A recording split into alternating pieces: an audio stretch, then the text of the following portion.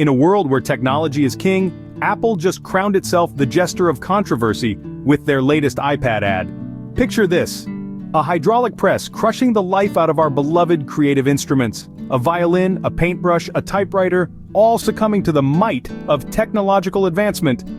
All in the name of showcasing the iPad Pro's power and wafer-thin design.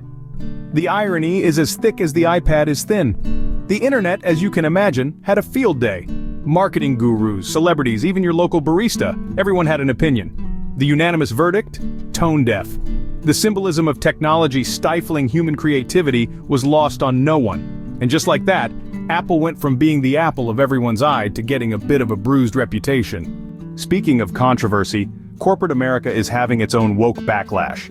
You see, many companies are reevaluating their sustainability and diversity efforts. It's like they saw Apple's ad and thought, well, if they can crush creativity, we can crush wokeness.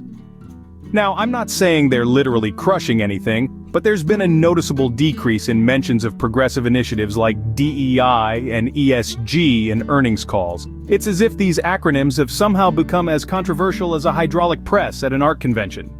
Why the sudden change, you ask? Well, it seems that amidst economic uncertainties, companies are trying to avoid alienating customers. Because nothing says we value your business like shying away from social responsibility, right?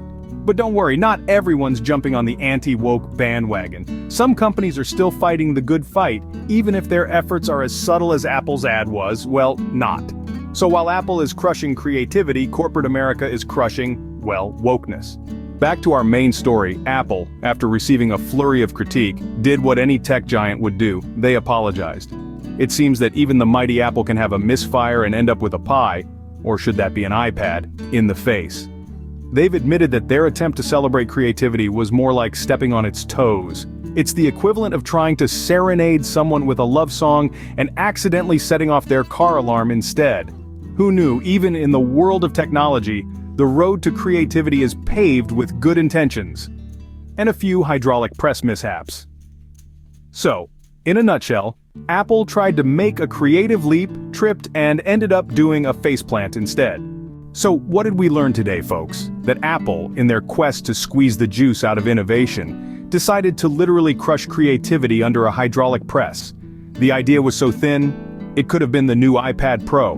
Meanwhile, corporate America's in the midst of a woke backlash, probably busy figuring out the acronym for ditching every initiative. And Apple? They're feasting on a big slice of humble pie, apologizing for their ad.